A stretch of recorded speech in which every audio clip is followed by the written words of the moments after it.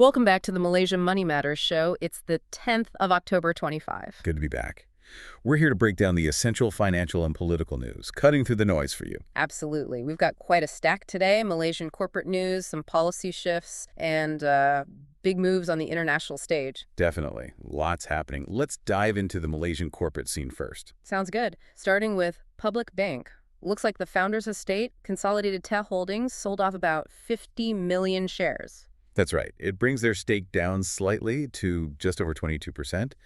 But the key thing here is why. Right. It wasn't about sentiment. It was about compliance. Exactly. They needed to align with the Financial Services Act. So it's a regulatory move. The stock dipped a tiny bit, closed at RM 4.29, but nothing dramatic. Okay, makes sense.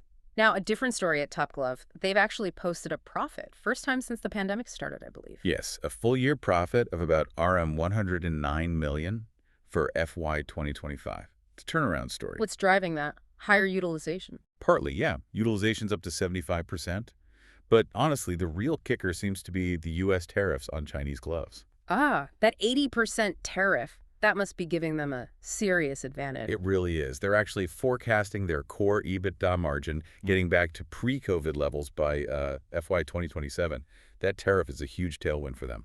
Interesting how international politics plays out there. Okay, speaking of international connections, IHH, Healthcare and Fortis in India. Oh, yes. This one's fascinating. IHH is pushing ahead with the mandatory open offer for that 26% stake in Fortis. But didn't the Fortis share price just skyrocket since they first made the offer? Like, massively. Eightfold since the original deal back in 2020, and yet IHH is sticking to its original offer price. Wow. That shows some serious commitment, or maybe stubbornness. They plan to finalize it in Q4 this year. Looks like it. They're proceeding despite that huge valuation gap. It's a bold move, certainly. Definitely one to watch. Now, a bit of corporate drama over at KNM Group. The board rejected an EGM request from MAA Group, a major shareholder. MAA wanted a vote on selling Deutsche KNM, right? For around $270 million. Correct. But KNM's board is saying no, citing risks to their PN17 restructuring plan. Remember, they're financially distressed. It seems risky pushing back against a major shareholder, though. It is, but their absolute priority seems to be hitting that October 30th deadline for the Deutsche KNM sale itself. That sale is crucial. It's meant to clear RM 1.3 billion in debt. So they're betting the farm on hitting that deadline to survive, even if it means upsetting shareholders now. Pretty much survival mode. Okay, one more on the corporate front. New Energy. The takeover by Agribulk Holdings closed. Yes, it did. Agribulk boosted its stake to nearly 58%. But wasn't there some debate about the offer price, 60 cents per share? There was. The independent advisor had a tough call. They said the offer was not fair because it was way below the calculated fair value, about 47% below. But they also called it reasonable. Why? Because the stock itself was trading so low, the 60 cent was actually premium over its recent price. Ah, so fair value versus market reality. The practical choice won out. Precisely. So the deal went through successfully. And quickly, Ramsol Group, they're expanding their digital reach. Yeah, appointed as a Tencent cloud distributor in 6 ASEAN markets. Includes some interesting stuff like AI digital humans. Big step for them. Okay, let's switch to policy and legal rulings. There was a key tax decision affecting directors. Yes, the Court of Appeal ruled on independent non-executive directors, their income. It's business income, not employment income. And that's final. The IRB's appeal was dismissed. Dismissed. It sets a clear precedent on how those fees should be taxed. Important clarification. Good to have clarity. Now, the gig economy. Any changes on mandatory SOXO contributions? Not for now. The government decided against compelling platforms to make those contributions. Why is that? They emphasized wanting to maintain the flexibility and independence that defines gig work, though they did say mandatory contributions might be reviewed later. Okay, flexibility first for now. Quick updates elsewhere. Felda's Eagle-High debt. Still significant. FICP, the Felda unit, owes RM 2.77 billion on that loan from the 2017 purchase. Next payment is due very soon, October 13th. A long shadow, that deal.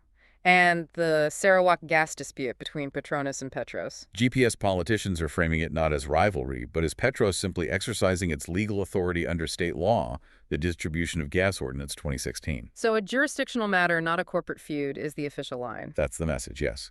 And finally, Linus, their permanent disposal facility. Construction is a bit behind. Yeah, about 10% behind schedule, sitting at 72% complete. The operating license expires March 2026. The government says progress is satisfactory, but, that deadline is looming. There's definitely still timeline risk there. Okay, let's zoom out to the international picture. Some major developments. First, the Gaza situation. A significant step, it seems. Israel and Hamas have reportedly signed an agreement. Ceasefire and hostage exchange. Part of that U.S. president's initiative. Phase 1, yes. Expected to kick in pretty quickly within 72 hours of the Israeli cabinet approving it. Hopefully, a path towards de-escalation. Let's hope so. Elsewhere, China's making moves with rare earths. They are. Tightening export controls again, this time specifically targeting the processing technology. And who are they targeting with that? Seems aimed at overseas defense and semiconductor users. It definitely increases Beijing's leverage, especially with that potential Trump-Xi summit on the horizon. A clear geopolitical play. How is the overall global economy looking, according to the IMF? The IMF chief, Kristalina Georgieva, put it quite well. Better than feared, but worse than needed. So resilient but not great. And facing risks. Exactly. Forecasting a slight slowdown, lots of uncertainty. She specifically warned about things like a potential AI market bubble. Interesting. And is the U.S. Fed seeing similar risks? Any signals on interest rates? Well, the New York Fed President, John Williams, just backed having more rate cuts this year. Really? Why? He cited concerns about a potential further slowdown in the U.S. labor market. So that's a pretty strong signal towards easing monetary policy. Okay, a lot to digest there. From corporate deadlines in Malaysia to global economic caution and geopolitical maneuvering with rare earths. It really covers a lot of ground. And think about that connection for a moment.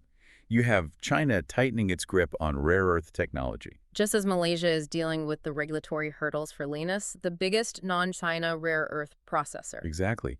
How might that global strategic importance of rare earths, especially with China's actions, influence Malaysia's final call on Linus's license? Something to really think about. A fascinating question indeed. Well, we hope this deep dive was valuable for you. Be sure to subscribe to the Malaysia Money Matters podcast for more essential insights. Hey there, thanks for tuning in. If you would like a deeper dive into all the investment opportunities from today's news, subscribe to my newsletter at moneymatters.substack.com. I will be sharing a deeper analysis of the key investment opportunities from today's news, including what makes these opportunities stand out and how they fit into the broader market trends. By subscribing to the Malaysia Money Matters newsletter, you will also get exclusive insights on my watch list and portfolio and fundamental reports on Malaysian listed companies.